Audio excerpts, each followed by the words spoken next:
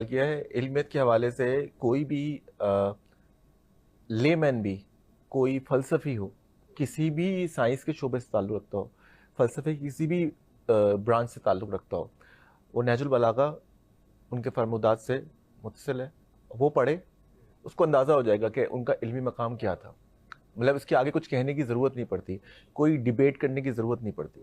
مطلب کوئی اگر ہم یہ بولیں کہ نہج البلاغہ کی صداقت یا حقانیت پہ اگر ہمیں شبہ ہو کہ بھئی راوی نے صحیح نہیں لکھا، تو مجھے تو یہ ہوتا ہے کہ ایسی بات کوئی مولا علی کے علاوہ کہہ ہی نہیں سکتا.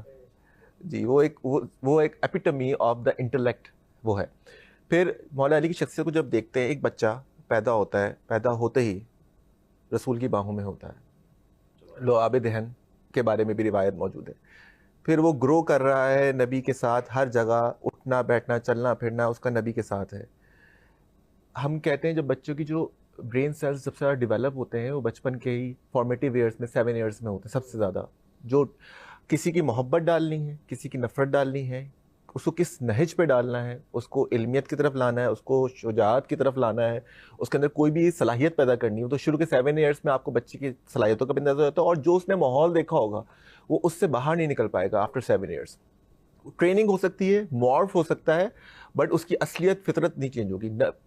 نبی کے ساتھ جس نے زندگی گزاری ہو بچپن سے، اس کی فطرت کیسی فطرت سلیم پہ وہ قائم ہوگا، وہ اس کا موازنہ کسی اور سے کیا نہیں جا سکتا. یہاں سے ہی ایک ان کو ایج مل گیا باقی سب اصحاب کے مقابلے میں کہ ان کا بچپن تربیت صرف نبی کے ساتھ ہو رہی ہے.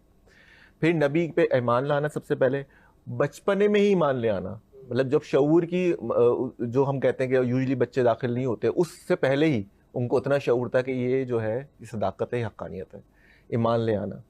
پھر نبی کے ساتھ ہر مہم پہ، ہر جگہ پہ کیا انہوں نے فارمل سوارڈ ٹریننگ، گھڑ سواری کیا سیکھی تھی؟ کیا وہ کسی اکیڈمی میں گئے تھے کہ جو شجاعت یا ان کی وہ ہو؟ شجاعت کیسے آ گئی؟ ایکسٹراڈنریلی شجاعت کے عرب میں اس جیسا کوئی شجاع نہیں تھا. سب کی، چاہے وہ مرحب ہو، چاہے عمرو بن عبد ہو، جہاں بھی ہو آپ اس کو دیکھیں کہ مولا علی جیسا شجاع آپ کو نظر نہیں آ رہا، کہیں بھی نظر نہیں آ رہا. تو کیا یہ فارمل ٹریننگ کی وجہ سے تھا؟ نہیں، یہ ایمان کی وجہ سے.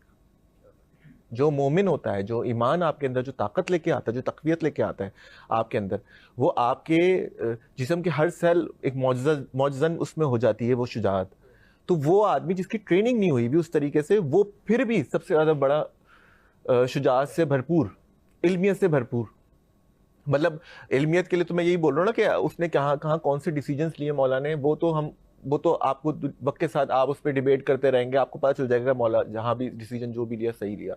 میں تو کہہ رہا ہوں جو ان کے فرمودات ہیں صرف آپ ان کو سنتے رہیں، آپ ان کو پڑھتے رہیں، آپ کو سمجھ میں نہیں آئے گا کہ یہ تو کلام اللہ کے بعد کوئی کتاب نظر آ رہی ہے، تو یہ نظر آ رہی ہے. تو علمیت کی معراج ہو، شجاعت کی معراج ہو، کسی بھی جو نبی نے یہ حدیث جو بیان کی ہے، اور اس کے حوالے سے بھی بہت ساری احادیث ساتھ آ جاتی ہیں، تو مولا علی کے علاوہ کون ہے جس میں سمجھتا ہوں جس کی روح نبی سے جڑی ہوئی تھی. جسے ایک روایت یہی ہے نا کہ نور، ایک ہی نور سے مولا علی کو اور نبی کو. تو یہ سب روایتیں ہم ان کو کسی بھی کیٹیگری میں ڈال لیں کہ بھئی ضعیف بھی ہے، کوئی کہتا ہے ضعیف ہے، کوئی کچھ کہتا ہے، پھر بھی جو پکچر کھنچ کے آ رہی ہے ہمارے سامنے، ہماری آنکھوں کے سامنے مولا علی کی، وہ تو اس سے متصادم نہیں ہے.